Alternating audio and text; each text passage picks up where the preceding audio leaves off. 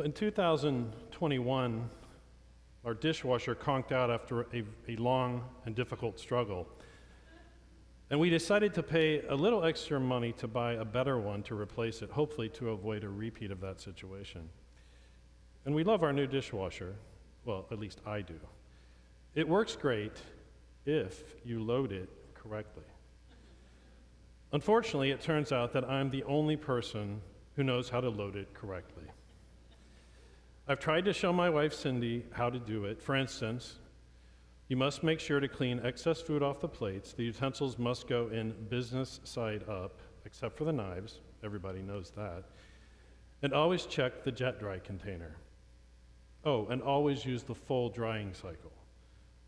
Well, as a result of my lectures, Cindy let me do the dishes for like 3 months after we bought the new machine. At first, I didn't mind. I had recently retired from the FBI, and it gave me something to do until I figured out my next gig. But after I returned to full-time work and Cindy dropped back to part-time, it soon became difficult for me to keep up with the dishes.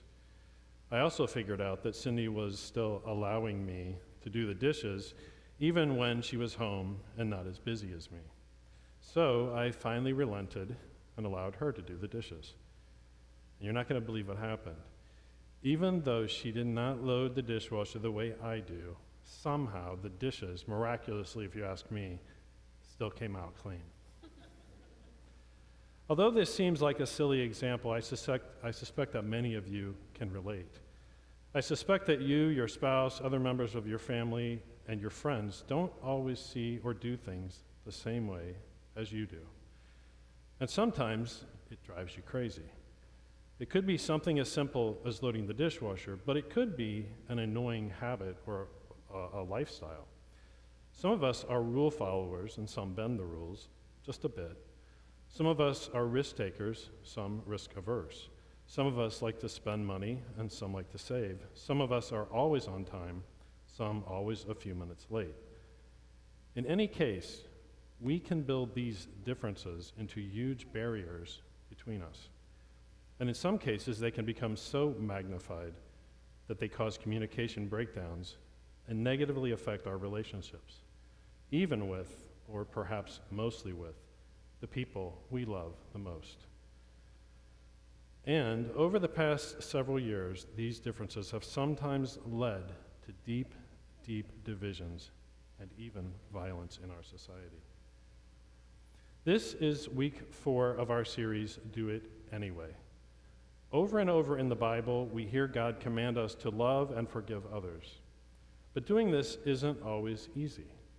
We can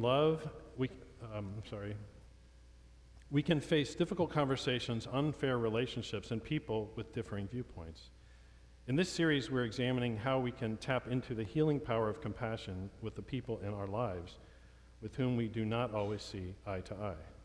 Even though it isn't always easy to be kind and compassionate to these people, Jesus tells us that we must do it anyway.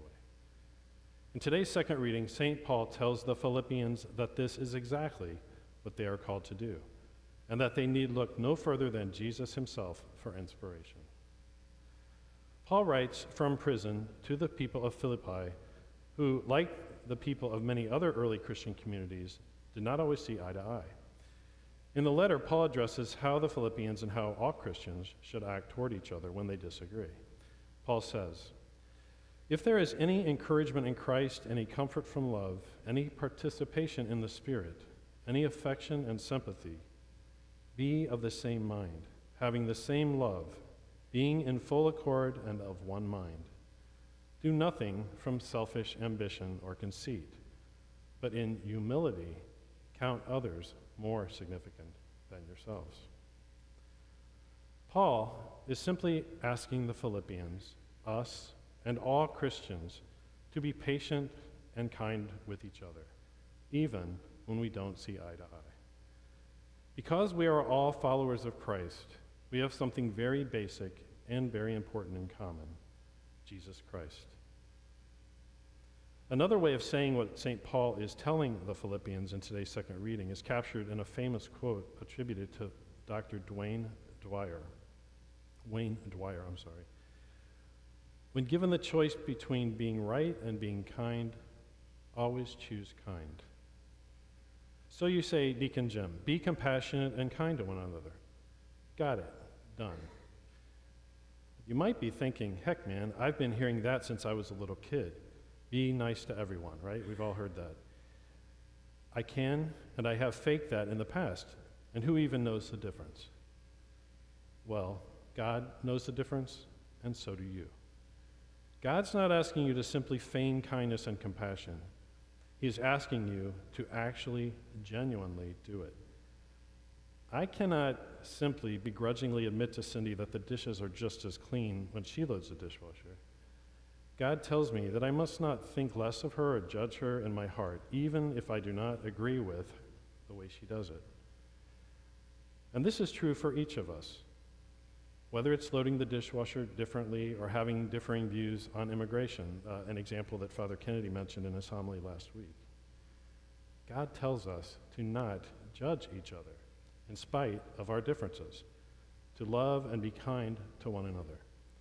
And St. Paul tells us in the second half of today's second reading that we need look only to Jesus himself for inspiration and example. One of my favorite versions of the Bible is called The Message because it uses more contemporary and relatable language. The Message translation of the second half of today's second reading tells us in a very relatable way how we can discover the true kindness and compassion of which St. Paul writes. The translation goes like this. Think of yourselves the way Jesus Christ thought of himself. He had equal status with God, but didn't think so much of himself that he had to cling to the advantages of that status no matter what. Not at all. And when the time came, he set aside the privileges of deity and took on the status of a slave and became human. Having become human, he stayed human. It was an incredibly humbling experience.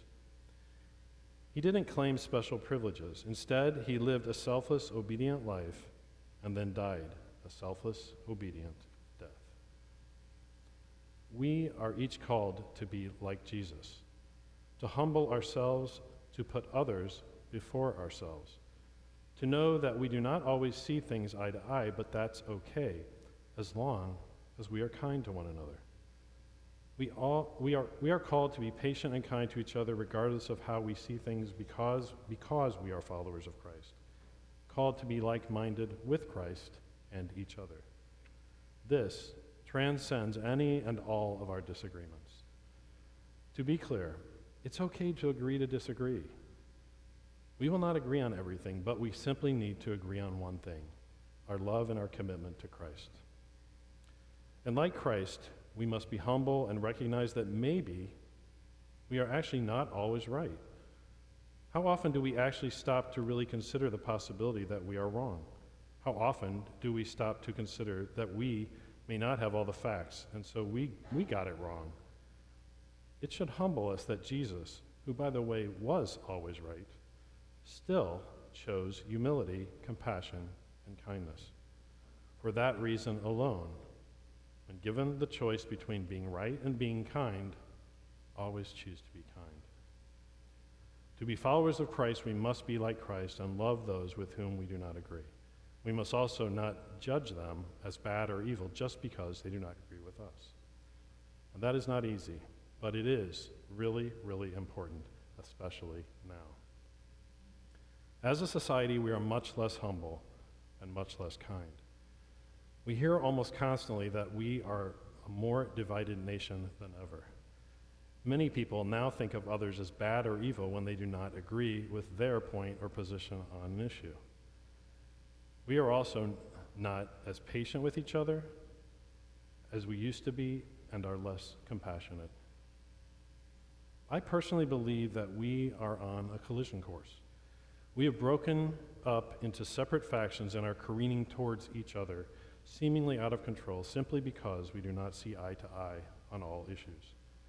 And instead of hitting the brakes to slow down and listen to and be kind to each other, we seem to be pushing the gas instead, picking up speed, half the country on one side, half the country on the other.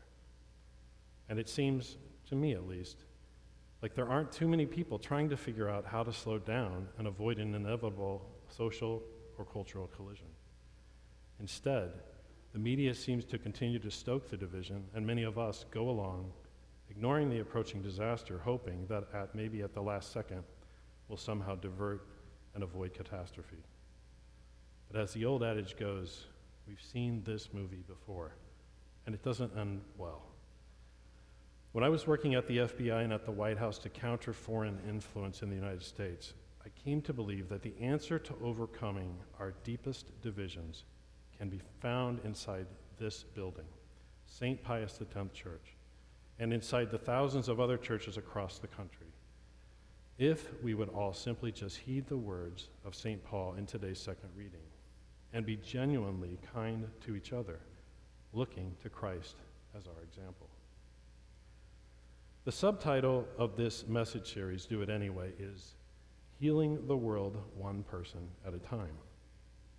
If we heed St. Paul's words to the Philippians from today's second reading and reach out to just one person we know who does not hold the same political or social beliefs as us, approach that person and extend our hand in true compassion and friendship, not judging them, but instead recognizing that we have more in common in Christ than all that divides us, we can truly heal the world one person at a time. This week, I challenge each of you to look to Christ's example, embrace humility, and then reach out to a person in your life with whom you do not see eye to eye. Strike up a conversation, not about politics, social issues, or whatever it is that you don't agree on, but simply make a human connection, not judging them, but instead offering kindness and compassion.